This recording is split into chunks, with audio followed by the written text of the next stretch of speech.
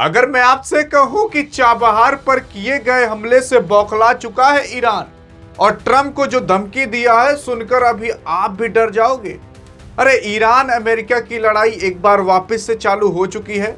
जो cease fire हुआ था उस सीज फायर की बत्ती बनाकर ट्रंप कान में डाल चुका है और उसके बाद अब वापस से युद्ध होना चालू हो चुका है। 2 दिन के अंदर 170 जगह पर अटैक किए गए हैं और ऐसा कहा जा रहा है कि ईरान के मल्टीपल जगह पर अटैक हुए हैं और उसके बाद ईरान ने कई सारे देशों पर हमला किया है। अब किन किन देशों पर हमला किया है और क्या क्या तबाह किया है और चाबहार पोर्ट भारत का कैसे तबाह हुआ है, इन सब के बारे में जानते हैं। यार अगर आप देखने की कोशिश करोगे तो खुद देख सकते हो इस मैप के अंदर, जहां पर आपको ये प्यारा सा इंडिया दिखाई देगा और इंडिया से अगर आप इस तरीके से शिप से जाओगे तो यहाँ पर ईरान है।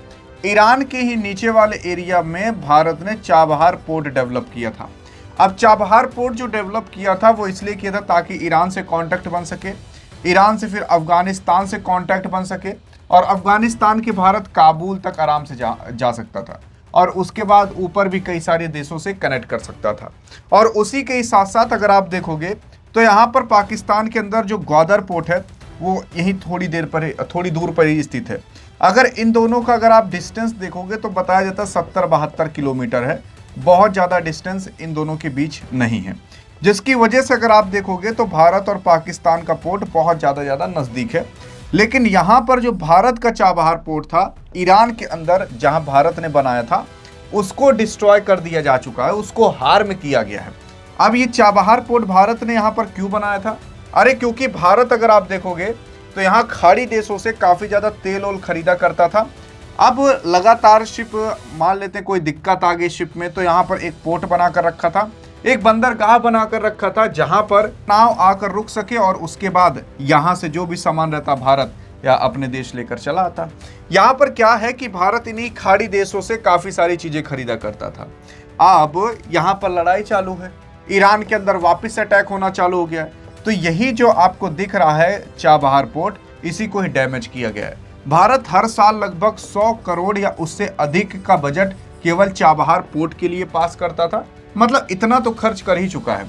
लेकिन आप देखोगे तो इस साल जब बजट पास हुआ था तो चाबहार पोर्ट के लिए भारत ने कोई बजट ही नहीं पास किया था। इस पर ईरान ने खेद भी जताया था कि आपने क्यों नहीं पास किया इतना, मतलब पहले पास किया करते थे, इस बार पैसा ही नहीं पास किया। क्योंकि भारत को पता था कि जब युद्ध होगा तो उसमें देखा नहीं जाता कि किसका पोर्ट है किसका नहीं, जो पाया जाता है उसे उड़ा दिया जाता है। अब अगर भारत यहाँ पर इस चाबहार पोर्ट को बनवाया होता, 100-200 रुपये या 100-200 करोड़ रुपए यहाँ पर खर्च किया गया होता तो वो सब का सब सत्यानाश हो जाता और इसी वजह से भारत ने यहाँ पर कोई भी पैसा नहीं लगाया था। अब क्या है कि ईरान के अंदर वापस से अटैक होना चालू हो चुके हैं, ईरान ने भी अटैक करना चालू कर दिया है। तो ईरान ने कहाँ कहाँ पर अटैक किया? सबसे पहले कुवैत में ईरान ने अटैक किया है। अब कुवैत है कहाँ, तो मैं आपको बताने की कोशिश करता हूँ।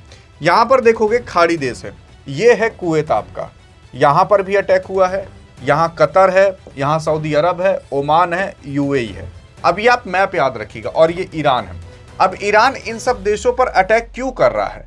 अरे अमेरिका जब अटैक कर रहा है तो ईरान को अमेरिका पर अटैक करना चाहिए, तो इसलिए ईरान यहाँ पर अटैक कर रहा है क्योंकि कुवैत के अंदर, कतर के अंदर, सऊदी अरब के अंदर, यूएई के अंदर अमेरिका ने अपने सैन्य बेसिस बना कर रखे हैं।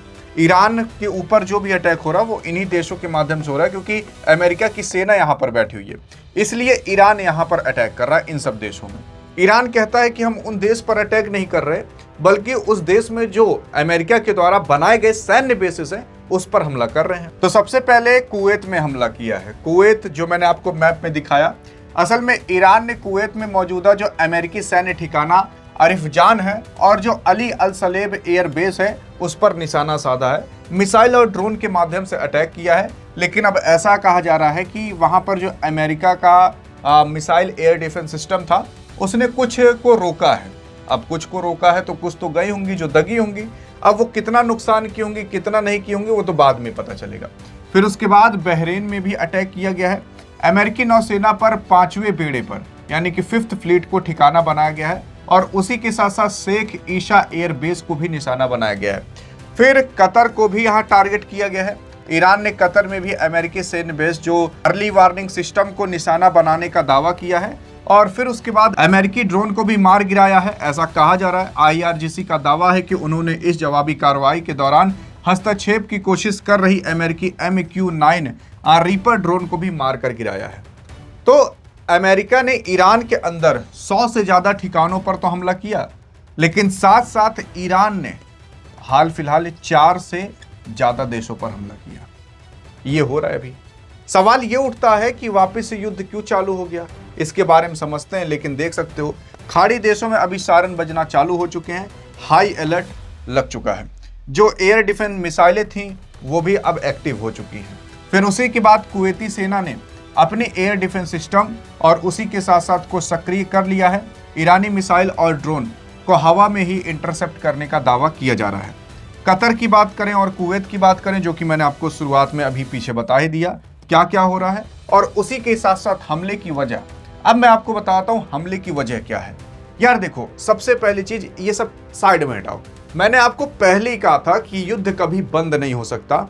ये बंद तभी हो सकता है जब ईरान के अंदर तख्ता पलट हो जाए। ये बंद तभी हो सकता है जब ईरान अपना यूरेनियम सौंप दे अमेरिका को। ईरान परमाणु बम बना लेगा अगर ईरान को कुछ दिन छोड़ दिया जाए तो, ये सबको पता है।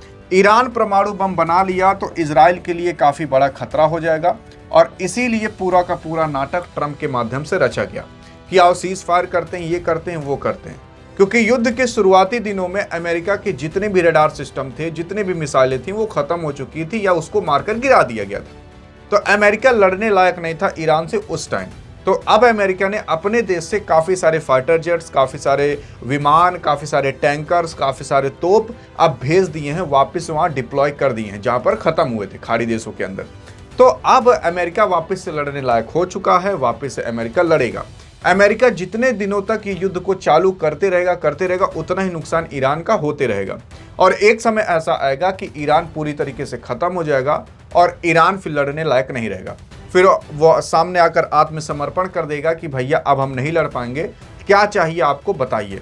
क्योंकि कुछ समय बाद जब पूरी तरीके से ईरान खत्म हो जाएगा, सारे पुल टूट जाएंगे, बांध टूट जाएंगे, तो फिर ईरान नहीं टिक पाएगा। उसकी जनता सवाल पूछने लगेगी, तो वो लोग भागने लगेंगे इधर उधर।